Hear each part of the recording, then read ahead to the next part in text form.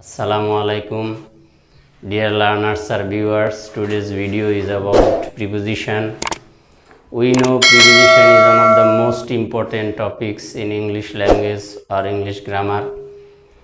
Actually, without having sound knowledge of preposition, one student or any other person cannot expect to write and speak in English very well. So we all should try to learn preposition very well.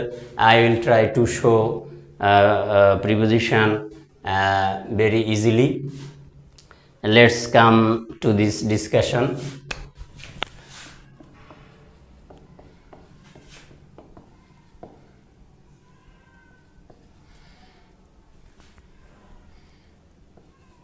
তো preposition আসলে আমরা যে সংজ্ঞা সেই সংজ্ঞা আমাদের জানার প্রয়োজন নেই। আমি প্র্যাকটিক্যাল ব্যবহার সবসময় দেখিয়ে থাকি। আমি ট্রেডিশনাল যে মুখস্থ নিয়মে ওইভাবে আমি ইংরেজি আলোচনা কখনো করি না। তো আমার সিস্টেম হলো প্র্যাকটিক্যালের মাধ্যমে ব্যবহারিক দিক থেকে যে কোনো জিনিস শেখা ইংলিশের।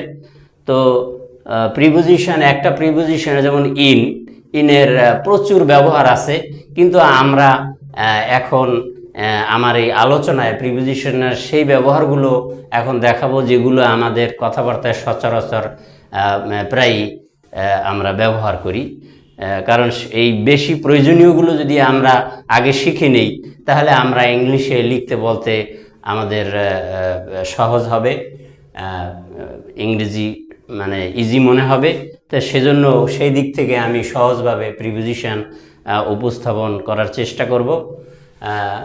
তা আসো স্টুডেন্ট কিংবা অন্য যারা, যদি আমার এই পদ্ধতি ভালো লাগে তাহলে অবশ্যই কমেন্ট করবে, সাবস্ক্রাইব করবে। কিন্তু যে কোনো জিনিস আয়ত্ত করতে হলে মনোযোগ দিতে হবে, কারণ মনোযোগ ব্যতীত কোনো জিনিস আয়ত্ত করা যায় না।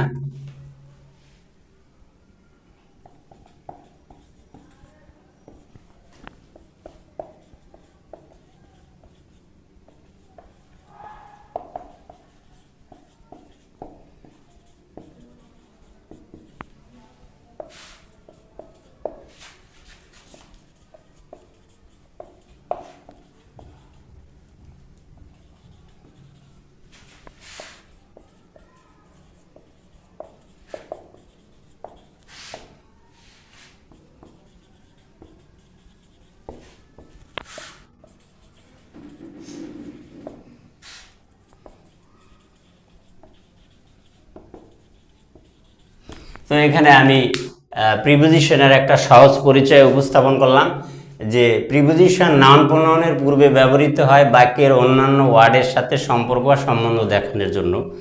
তো আমাদের এই জিনিসটা মনে রাখলেই হয়। দুইটা জিনিস, এক নাম্বার হলো যে প্রিপোজিশন নাউন অথবা প্রোনাউনের পূর্বে বসে, আর দ্বিতীয়ত এই কেন বসাই, প্রিপোজিশন বাক্যের যে প্রিপোজিশন ছাড়াও যে অন্যান্য ওয়ার্ড থাকে সেগুলির সাথে সম্পর্ক দেখানোর জন্য। তো আমরা সেই ব্যবহারিক নিয়মগুলো এখন আমরা জানব। তো দেখি আমরা সেই নিয়মগুলো।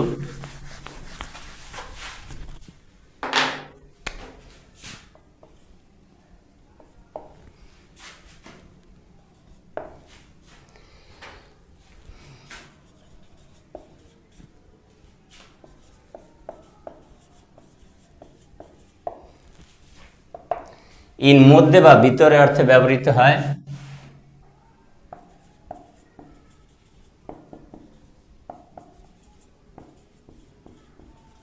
We are in the room, আমরা ঘরের মধ্যে রয়েছি।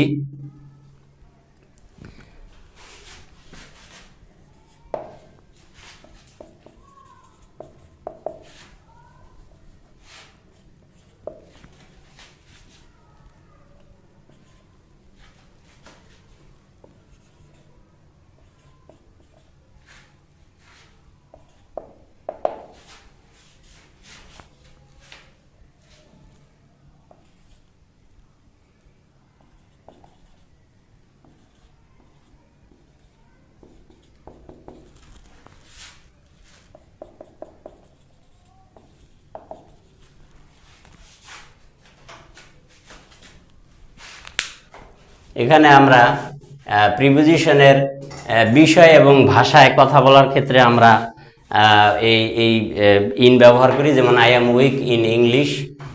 আর এটা হলো একটা বিষয়, আমরা ম্যাথও লিখতে পারি। হ্যাঁ, আমি ম্যাথ অথবা ইংলিশে দুর্বল, আবার লিখতে পারি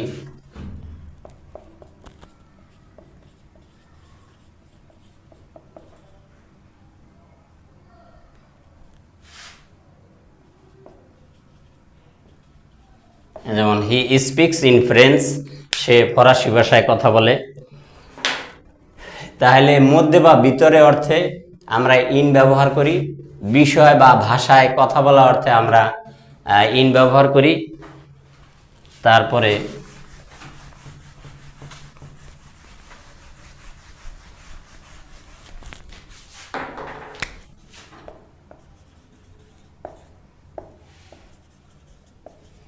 মাস বছর বুঝাতেও আমরা ইন ব্যবহার করি, যেমন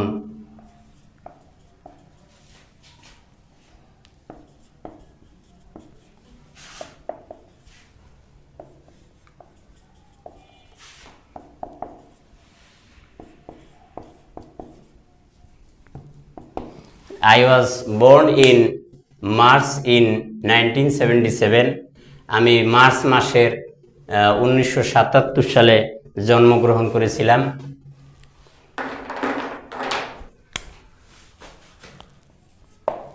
তারপরে হলো যে আমরা অনেক সময় বড় স্থান উল্লেখ করি, যেমন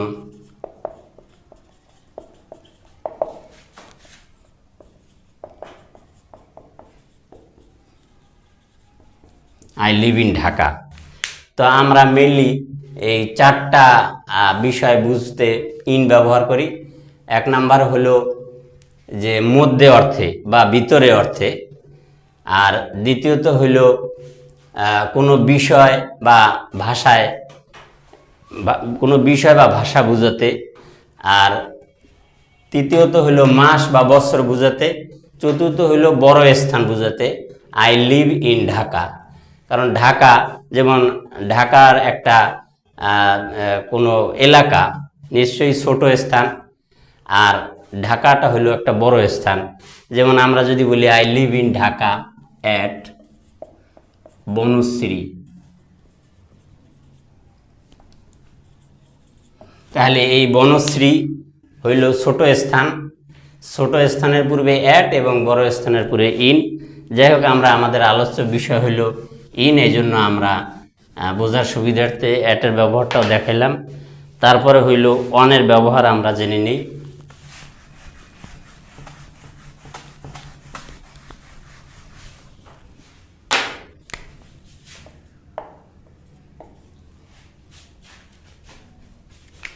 সিরিয়াল নাম্বার দেওয়া দরকার নেই।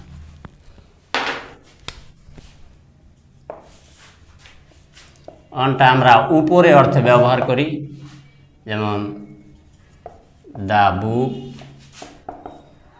Is on the table. তারপরে দ্বিতীয়ত তারিখ বুঝাতে আমরা ইন ব্যবহার করি।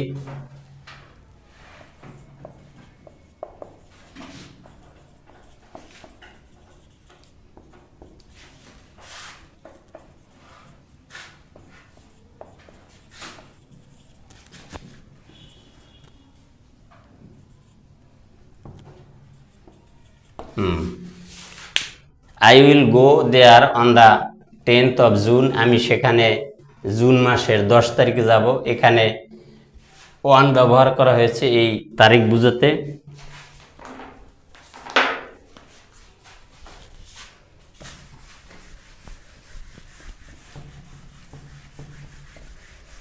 তারপরে সি নাম্বার হইল দিন বুঝায়, যেমন I go there on Friday. আমরা দিন বুঝাতে এই অন ব্যবহার করি। তারপরে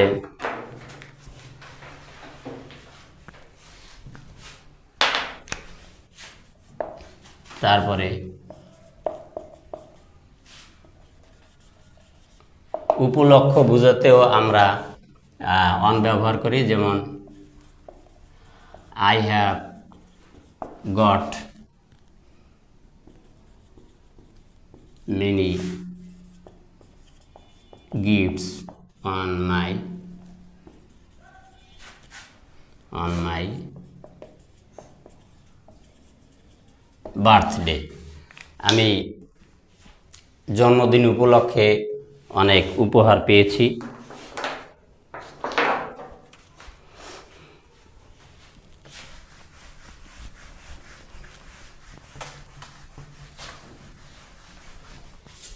তারপরে হলো বাই,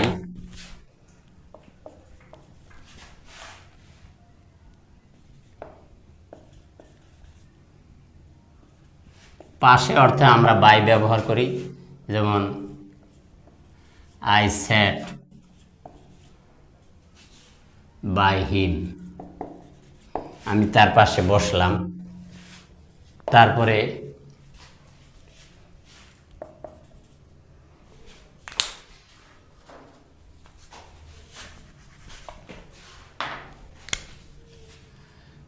তারপরে হলো ব্যক্তির দ্বারা,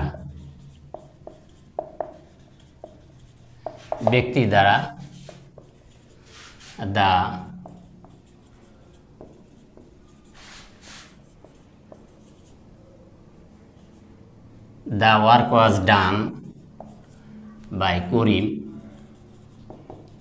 করিমের দ্বারা কাজটি করা হয়েছিল। তারপরে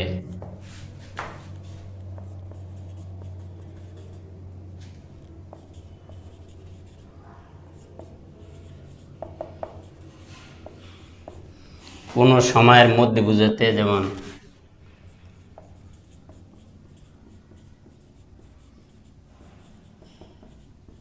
the population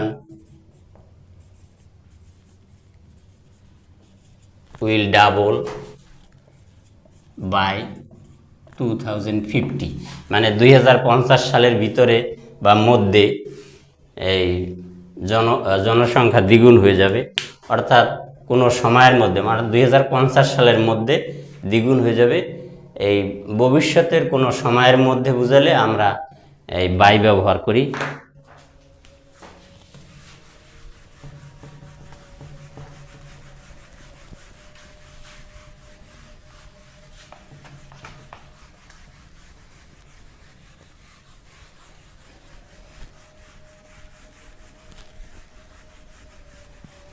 dear learners, preposition ভালো শিখতে হলে অবশ্যই আমাদেরকে মনোযোগের সাথে দেখতে হবে নিয়মকানুনগুলো। এরপরে বাইরে আর একটা ব্যবহার হচ্ছে পরিবহন মাধ্যম।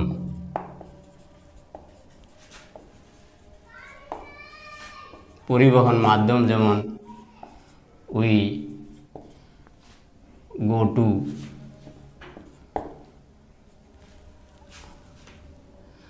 go to office,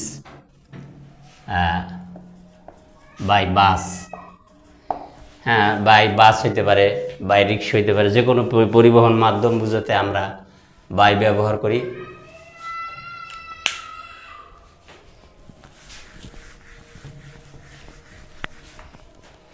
তারপরে টু, আমরা জানি যে টুটা বেশিরভাগ দিক বুঝাতে ব্যবহার করি আমরা, যেমন উই গো টু মার্কেট, অর্থাৎ আমরা বাজারে যাই, মানে বাজারের দিকে যাই। এখানে দিক বোঝানোর জন্য টু ব্যবহার করা হয়েছে।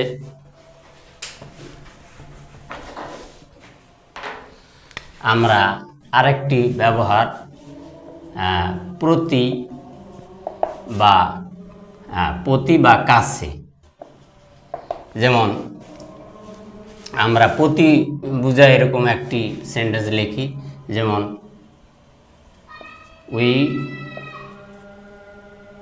উই শুড বি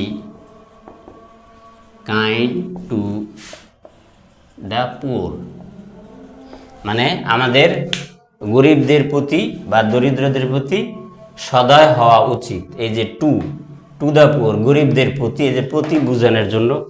আর কাছে বুঝাতে আমরা আরেকটা সেন্টেন্স লিখি, হি কেম টু মি, সে আমার কাছে এসেছিল। তো আমরা আরো কিছু প্রিপোজিশন শিখে নেই।